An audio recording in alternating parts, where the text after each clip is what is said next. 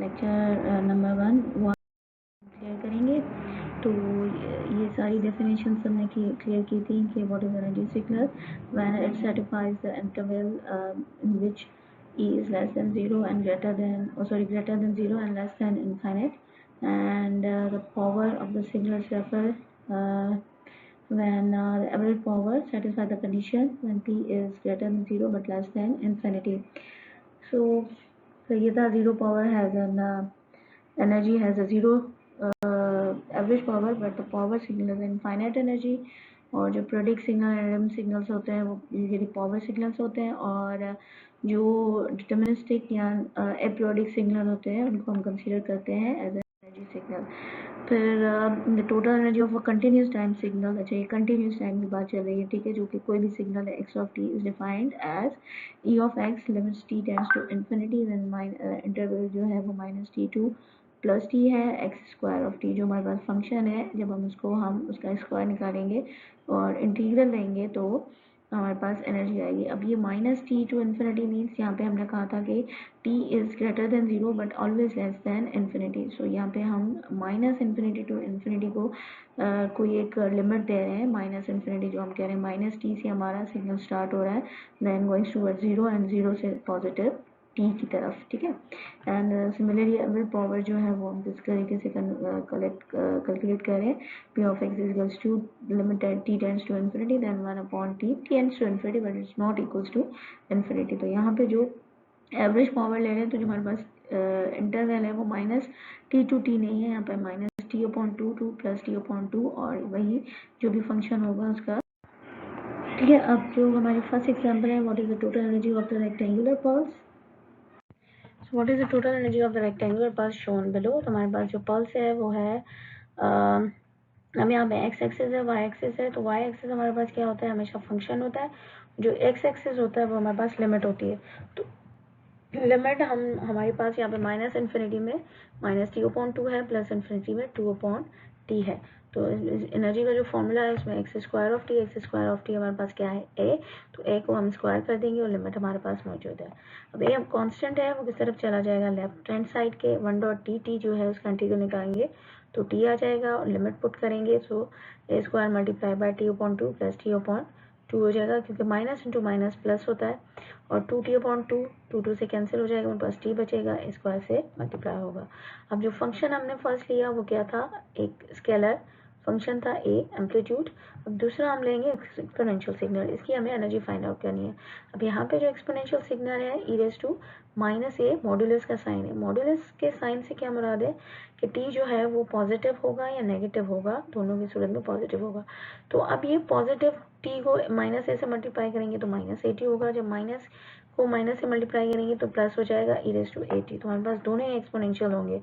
तो किस तरीके से इंटरवल लेंगे, from minus infinity to infinity. तो जो फर्स्ट इंटरवल होगा E raise to minus into minus plus E power A to जो है वो हमारे पास when A is greater than zero, ठीक है। तो हमारे पास क्या होगा, rising signal from minus infinity to zero limit, और फ्रॉम जीरो टू इन्फिनिटी हमारे पास क्या है, डिकेइंग है, क्योंकि हम पहले ये कर चुके हैं कि when A is greater than zero या पॉजिटिव तो राइजिंग होगा हमारा एक्सपोनेंशियल, और अगर a is less than zero या नेगेटिव है तो हमारे पास क्या होगा, डिकेइंग ऑर्डर होगा। So we are taking pointer, ठीक है। सो जब हम इसको करेंगे तो दो हाफ में डिवाइड करेंगे, from minus infinity to infinity. So एक है माइनस इन्फिनिटी टू जीरो जो कि ई पावर ए टी और स्क्वायर जो फॉर्मूला में होगा, जो भी हमारे पास फंक्शन होगा उसका हम क्या लेंगे, स्क्वायर। तो दूसरा जो होगा फ्रॉम जीरो टू इन्फिनिटी, हमारे पास फंक्शन क्या है, ई raise to minus a t, ठीक है। सो दोनों को डिवाइड किया, square of a t and zero. अब e of square of a t, तो जो हमारे पास ई पावर जैसे एक्स होगा तो जब हम उसका इंटीग्रल लेंगे तो ई पावर एक्स ही होगा, क्योंकि हमारे पास जो कांस्टेंट है 1 डॉट एक्स है। लेकिन ई पावर ए एक्स होगा तो ए से क्या हो जाएगा, डिवाइड हो जाएगा। तो अब ये e raise to two a t है, तो e raise to two a t divided by two a, तो e raise to minus two a t divided by two a. तो बस आंसर क्या आ रहा है, ए जूल। अब हम क्या करें, दोनों को ही दो पार्ट्स में अलग अलग हम क्या कर रहे हैं, कैलकुलेट कर रहे हैं। फर्स्ट क्या है, from minus infinity to zero integration limit है ई raise to two a t. जब हम इसको करेंगे तो e raise to two a t divided by two a आएगा, यहाँ पे हमें लिमिट पुट करनी है, पहले माइनस इन्फिनिटी फिर है 0। अब माइनस इन्फिनिटी या plus infinity e raise to infinite is equals to 0 और e raise to 0 is equals to 1। तो जब हम इनफाइनाइट पुट करेंगे तो ये क्या होगा 0.2 है विच इज इक्वल्स टू 0। और जब हम यहाँ पे ई रेज टू 0 पुट करेंगे तो ये किसके इक्वल आएगा 1, तो ये it will be equals to 1/2a। So 1/2a minus anything 0, ठीक है, तो इक्वल क्या आएगा 1/2 है। ये फर्स्ट पार्ट का रिजल्ट है। सेकंड पार्ट को जब हम करेंगे तो यहाँ पे 2at है प्लस वहाँ पे क्या हो जाएगा माइनस, डिवाइड भी क्या हो जाएगा -2a। So it will equals to minus e raise to -2at divide by 2a। Similarly यहाँ पे भी जब 0 पुट करेंगे तो ये हो जाएगा -1/2a, ठीक है। और जब हम इन्फिनिटी पुट करेंगे तो इन्फिनिटी में क्या हो जाएगा 0 हो जाएगा। तो हमने जब इन्फिनिटी पुट की तो 0 आया, माइनस जब 0 पुट किया तो यहाँ पे क्या आएगा -1/2, तो minus into minus plus 1/2a, ठीक है। सो 1/2a किसका फर्स्ट पार्ट का आया, 1/2a सेकंड पार्ट का आया, दोनों को जब प्लस करेंगे, ठीक है, तो क्या होगा 2/2a। तो 2 कैंसिल हो जाएगा, हमारे पास आंसर क्या आया 1/a। ये किसका रिजल्ट है एक्सपोनेंशियल सिग्नल का। उसके बाद है determine the average power of x of t into 2 sine. अब यहाँ पे साइन वेव है, ठीक है। साइन वेव में क्या होगा, अच्छा पहले हमने किया था x of t is the scalar quantity a, फिर हमने एक्सपोनेंशियल किया, अब हम किस पे आ रहे हैं, हम साइन वेव पे आ रहे हैं। अब साइन वेव क्या होगा, यहाँ पे क्या है एवरेज पावर फाइंड आउट करना है। पावर कब होगा 1/2 और लिमिट क्या होगी -t/2 to t/2 sine square of 100t into dt। अब यहाँ पे साइन स्क्वायर टी है इसका, जब हम ट्रिग्नोमेट्रिक आइडेंटिटी लेंगे तो ये हो जाएगा 1 minus cos 2t divided by 2। तो यहाँ पे 2t क्या होगा 100t है, तो ये क्या हो जाएगा 200, और यहाँ से स्क्वायर क्या होगा खत्म हो जाएगा। अब ये जो 2 है इसको हमने कहाँ किया बाहर ले गए, और यहाँ पे क्या बचा 1 minus cos of 200t into dt। अब इसको, ये आपकी एग्जांपल है। साइन हम जो प्रोसेस करेंगे उसमें आपको क्या पुट करना है, साइन की जगह और साइन, बाकी सारे होंगे इक्वल होंगे। ये आप लोगों की होमवर्क है और इसका आंसर भी दिया गया, ठीक है। जब हम इसको स्टेप बाय स्टेप करेंगे तो एक्स ऑफ टी क्या है साइन ऑफ 100t, पावर में हमने किया x square of t, trigonometric हमने आइडेंटिटी दी कॉस ऑफ 100t, एक 1 हो गया, दूसरा कॉस ऑफ 200/2, और 2 जो था वो हमने बाहर ठीक है कांस्टेंट है, ठीक है। अब क्या होगा 1t जो डॉट टी है उसको हमने t डॉट टी, और यहाँ पे हमने लिमिट्स पुट की और हमारे पास जो फाइनल आंसर आया वो क्या आया t, जो कि फर्स्ट सम का है। सेकंड सम हमारे पास क्या है cos 200t। अब यहाँ पे हम जो 200t है इसको हम और ज़्यादा सिंप्लीफाई करेंगे, तो 200t जो है वो किसके इक्वल है 2 पाई एफ टी। एफ क्या है मैक्सिमम है, तो आप 2 पाई आपका सिग्नल है cos 2 pi F not T, जो कि आप डिटरमाइन करते हैं, ठीक है। अब ये टी से क्या हो गया कैंसिल, यहाँ पे क्या बचा 2 पाई एफ इज इक्वल्स टू 200। यहाँ पर हम इसको कह सकते हैं कि f is reciprocal of time period, so 2 pi 1/t is equals to 200। यहाँ पर हम इसको t को जो है अगर राइट साइड पे लेंगे तो मल्टीप्लाई हो जाएगा, 200 को लेफ्ट साइड पे ले जाएंगे तो ये क्या हो जाएगा डिवाइड हो जाएगा। So t is equals to 2 pi upon 200, t हो गया हमारे पास पाई अपॉन 100। तो ये जो t/2 है ये क्या हो जाएगा, इसको और डिवाइड करेंगे 2 से तो ये क्या हो जाएगा पाई अपॉन 50, ठीक है। सो साइन 200t, अब वहाँ पे हमारे पास क्या था कॉसाइन 200t, यहाँ पे क्या है साइन 2t, तो ये 2 जो है वो क्या हो जाएगा इससे डिवाइड हो जाएगा 2t वाला, तो sine 2t divided by 2 minus t/2 into t/2। अब यहाँ पे जो आपका फंक्शन है ये जो t/2 इसमें लिमिट पुट करेंगे साइन में, तो लिमिट पुट की उसके बाद जो t हमने निकाला है पीछे पाई अपॉन 50 उसको हम यहाँ पे पुट करेंगे। यहाँ पे जब पुट किया तो जो आपका t है वो किसके इक्वल आ रहा है 2 पाई के, ठीक है। सो अब साइन जो है वो साइन 200/t/2 डिवाइडेड बाय 2 जो है वो किसके इक्वल है 2 pi. So sine 0 sine pi sine 2 pi sine 3 pi sine 4 pi हमेशा किसके इक्वल आता है 0 के। अब हमने प्लस तो लिया, सेकंड हम क्या लेंगे ये -t/2, तो सारी वैल्यूज क्या हो जाएंगी माइनस हो जाएंगी। यहाँ पे क्या हो जाएगा -2 पाई, तो -2 पाई। अब आप राइट साइड की तरफ जाओ, लेफ्ट साइड की तरफ जाओ, -0 माइनस पाई -2 पाई -3 पाई -4 पाई, सभी की वैल्यूज साइन की क्या होगी 0।